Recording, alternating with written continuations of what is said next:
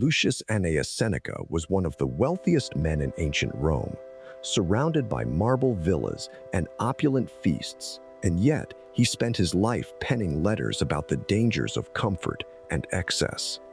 So why did this man of immense wealth preach simplicity?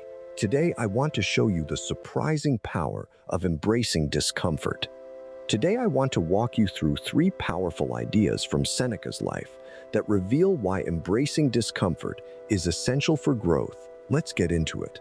Before we go on, if you're the kind of person who thinks about these things, you'll want to subscribe. More coming. Let's go. It was 65 AD. Seneca sat in his study, the ornate walls reflecting the flickering candlelight, surrounded by scrolls and philosophical musings. His life was one of luxury, a stark contrast to the simple ideals he espoused. Yet, despite his wealth, Seneca felt a deep unrest. He understood that true contentment didn't come from opulence, but from mastering the art of living well with less.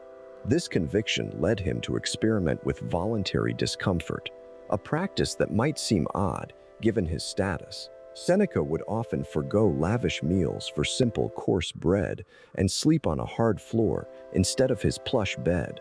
Why would a man of his stature choose such austerities? And here's what's curious. Though Seneca had everything that money could buy, he realized that the safety net of luxury was a gilded cage. It was an important year, as the political climate grew tense, and his proximity to power was both a privilege and a peril.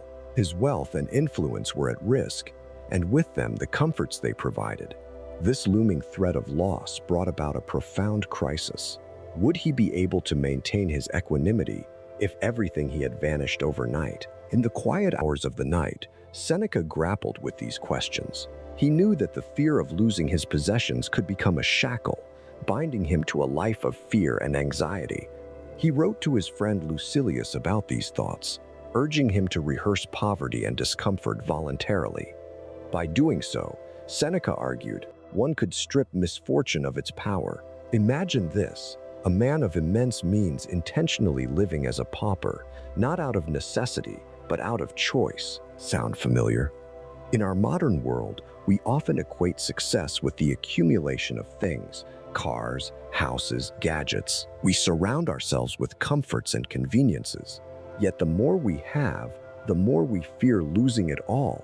Seneca's practice of voluntary discomfort serves as a timeless reminder that security doesn't come from possessions, but from resilience and adaptability. Watch what happens next. Through his letters, Seneca documented a shift in his mindset. As the threat to his wealth and position became more pronounced, he found that his exercises in austerity had fortified his spirit. By willingly embracing discomfort, Seneca was no longer a slave to the whims of fortune. He discovered a profound freedom in knowing that he could endure hardship, that his happiness was not tethered to the material. Here's the part most people miss. As Seneca's external circumstances grew more tumultuous, he found an inner peace that was unshakable. It wasn't the absence of luxury that defined him, but the presence of a tranquil mind. You've probably had a version of this moment when you faced uncertainty and realized that your strength lies not in what you have, but in who you are. Returning to where we began, Seneca's life exemplifies the paradox of a wealthy man who championed simplicity. His wealth was not his fortress. His fortitude was. The story of Seneca reminds us that to truly thrive, we must occasionally step outside our comfort zones, embrace the unfamiliar, and welcome the growth that follows. There's more. Subscribe and I'll keep bringing it to you. This is one of many stories worth knowing. Stick around.